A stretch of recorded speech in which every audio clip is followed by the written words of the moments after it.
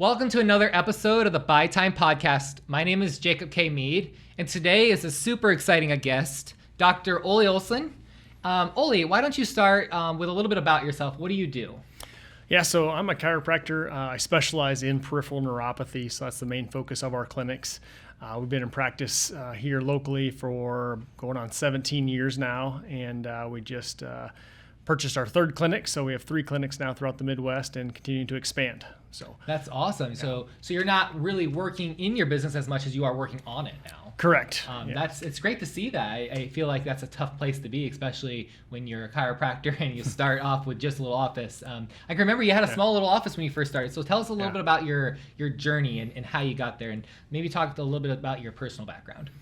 Yeah, so I guess kind of just backing up kind of where I started, I've always been into sports and that sort of stuff. So when I went to college, I actually went to college because I wasn't sure what I was going to do, and I'd heard computers was a good way to make a living. And so I went for computer science, and I started that training, and I got to my second year, and it was the second programming class, and the professor was up there just rambling on for like 15 minutes.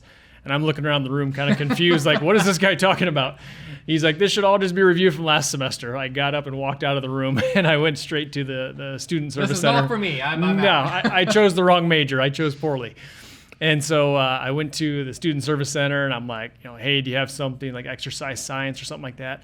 And they didn't have it at the school I was at, so they did recommend a couple of schools I could transfer to, but they said, we do have athletic training, and they kind of told me a little bit about that. And so I was like, that sounds like something I'd be into. So I started studying in that, and that's where we worked with, evaluating injuries of athletes and helping them rehab, things like that. So, coming to my senior year, and I knew in athletic training I'd be working with a team. I'd be working 68 hours a week, and having a family was very important to me. And I knew that was something I wanted to have. So I didn't want to be working those kind of hours. And so, comes up, my dad says something about, have you ever thought about chiropractic? He goes, you could be your own boss, make your own hours. The wisdoms of the father, right? Exactly.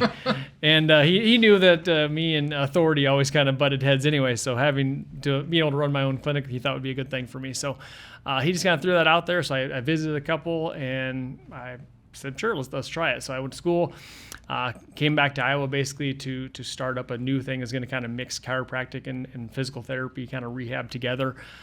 So started that path, and just trying things, and some things would stick, some things wouldn't. I'd go learn something else, try something else, and then finally kind of really figured out what I really loved and excelled at, and that was where we landed on peripheral neuropathy several years ago, and that's what really helped us to take off.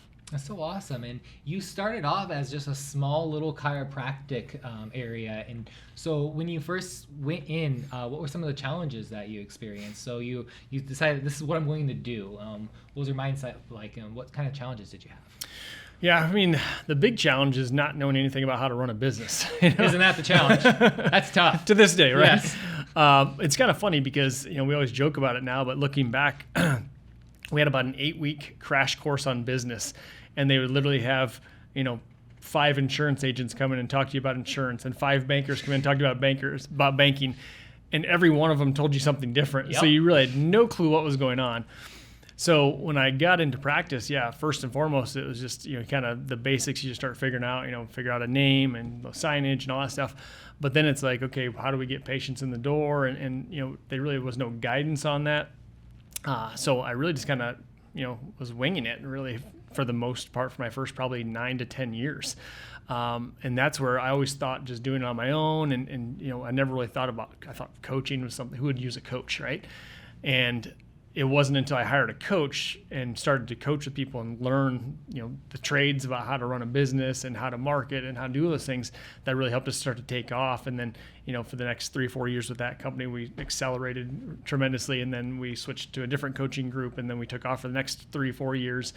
Now I have 2 or 3 coaches that I work with at a time because I'm just always trying to grow. It's amazing what a coach can do. I was in the same boat. I've had my business. I've been running it for such a long time, and I said, why do I need a coach? I know what I'm doing. I don't need a coach. It's a waste of money. It's kind of what I told myself. Yeah. And then I went out and I hired myself a business coach, and the amount of stuff I got done in 6 months, crazy. I mean, I was committed to my to-do list. I was, making more money out of just spending a little bit on a coach. So it's awesome that you talked about that, because it really is true, having someone there to support you. And it helped me through those roller coaster times, those times where I felt like I wasn't good enough or I was going to fail. And they'd be there and say, you got this. It might look bad now, but in the long run, it's all good. Absolutely. So you wrote a book, and pretty good book, Reversing Neuropathy. Reversing Neuropathy. So tell us a little bit about the book. What got you into writing it, and why'd you start that? Yeah, so once again, it just stemmed from my passion for helping people. I always tell people, being in practice for 17 years now, helped thousands and thousands of patients, and I don't lay awake at night, thinking about all the success stories we've had. It's always those few here and there that you weren't able to help. Like, what did we miss? What could have been done for that person? What could we have done more for them? Yeah, exactly. And so, when I learned about peripheral neuropathy, when I learned that there was some solutions to that, it kind of blew me away, because it goes against everything we've ever been taught. Every doctor out there tells people that they have to live with it, that it's just going to get worse, and they just keep increasing their medication. And when I learned there was a group of doctors that were actually helping these people successfully, I knew I had to learn about it, because it was always just one of those that you couldn't do anything for. If you helped manage the symptoms, that was a win, right? So I started training on that, learning about it, went and got certified in neuropathy through a course. I've got a master's in peripheral neuropathy through another neurology course. So I'm just constantly learning, trying to learn as much about this as possible. And as I'm going through these things, I just realized that people, a lot of people don't even know that they have it. I mean, right now that's estimated about 30 million people that have peripheral neuropathy in the United States. And they say only about 50% of people that have it actually know they have it. So we're maybe looking at closer to 50, 60 million people could be dealing with peripheral neuropathy. That's a large number of people. Yeah. So that was my thing, is how do I reach more people? And that's when I began, growing my clinic here, stepping away from the clinic, because I can only help so many people at once when it's just me seeing the person. When I train other people to do it, now I have a greater reach. So now I've got 3 clinics rolling. I actually coach. We have a network I'm in. We've got about 600 doctors around the country that I help coach. So I'm actually coaching other doctors to help them help more people. So I'm able to have a much larger reach than if I'm just in the room with a patient one-on-one. So it's so important. You're working on your business. You're working on how to help someone. Yeah. And you're doing it on a broader scale. You're coaching now, and so not only are you helping individual people improve their lives, but you're helping business owners improve their practices and be able to expand. And so one thing I always like to touch base on is staffing. So staffing's been the number one thing I hear from business owners, is staffing's so much of a struggle. It's hard to get good employees. It's hard to retain employees. Talk to me a little bit about your staffing, and if you've had any struggles there. Yeah, I mean, I think everyone has in terms of staffing. I mean, over the last 2-3 years, just the dynamics have shifted quite a bit, So for us, it's really been about a couple of things. One, we're always looking, do we have the right people on the bus, right? And then are the people on the bus in the right seat? And if we get those 2 things right, people want to stay. I mean, my office manager's been with me about 5 years. The next person's been with me 3 years. One of my docs been with me over 2 years. The next person's a year. So a lot of our people are long-term. Like, we don't have a lot of turnover. So we have a good core unit to build from. So when we bring new people on, we have that good core unit to build off of. So it's like either you fit in the culture by working hard and doing your work well, or you don't. And if you don't, the team kind of works themselves out, because so it's not like I have to be there in the day-to-day and telling them, hey, you need to make sure you do this, because the team's going to make sure that they pull their weight. And it's so important, making sure that the team can handle situations when you're not there. Absolutely. And then also making sure you don't have one person dragging the whole team down, because that's so important. You get that one bad apple in there, they can bring the whole team down. And I personally had to learn that the hard way. And it's a tough lesson to learn, but I think it's a good lesson for me to learn. And I learned it, and now I know, hey, watch out for those bad apples, because they will try and drag everyone else down there with you. And so you built this staff up, you built this dream team up that you have, and now you're able to kind of step away, and you have more time, you have more freedom. What do you do with that time? What do you do with your freedom? What freedom? What freedom, right? What freedom? So you have more time. So obviously you're always looking at ways to improve people's health, but what do you like to do with some of your free time now?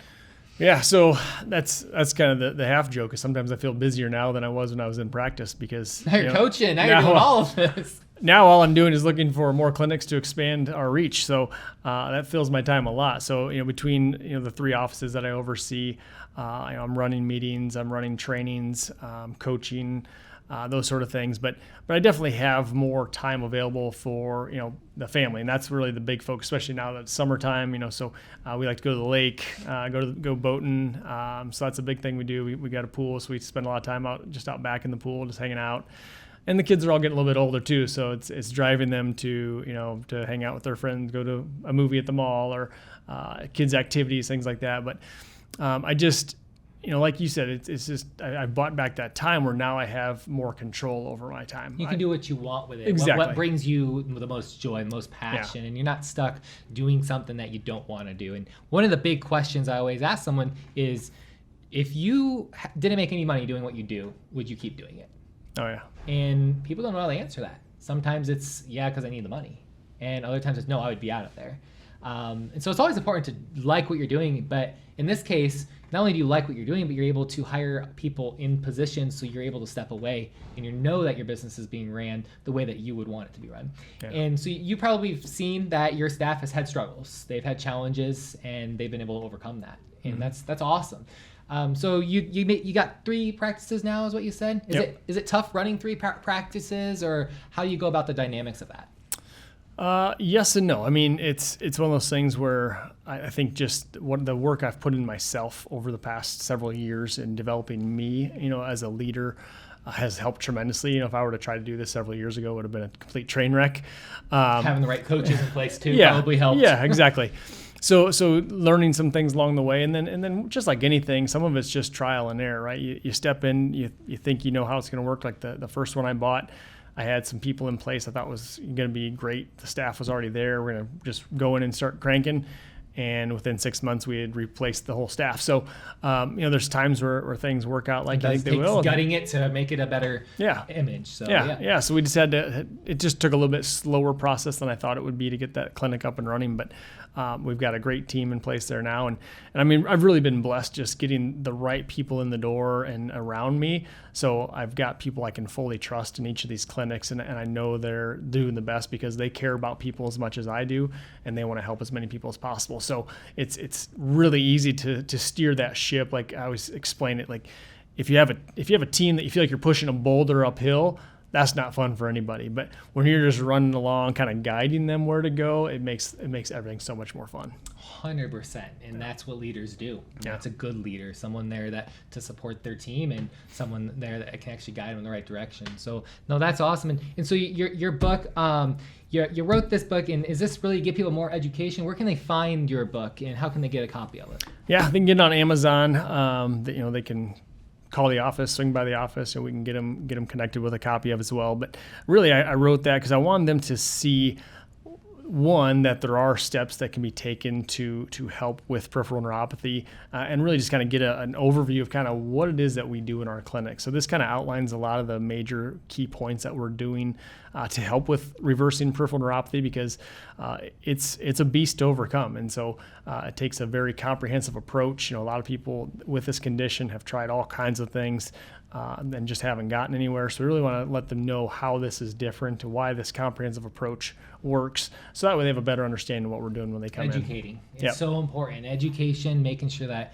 your clients understand why it's important. And it's awesome that your book teaches about that. I think that's very important, that it actually dives deep into that education side of things. Yeah. So you have these 3 practices, and chiropractors at them as well. Yep. And so you have these 3 practices. They can kind of oversee themselves and run their everyday operation. And that's amazing. How long did it take you to get to that point? Well, like I said, we've been in practice for 17 years. So 17 years, that's a long time. And when you first start, you're always in the nitty gritty grind, and just constantly, like you said, for years, it's all about what I can do. And then you have that support team that comes along and shows you that this is what you can do. Yeah. That's amazing. So tell us a little bit about like where people can go to find out more about neuropathy. So they have your book. Do you have a podcast? Do you have a website? Yeah, no podcast as of now. So we've been discussing it, but Gotta really, get that podcast going. That's Viewers right. want to hear what you have to say.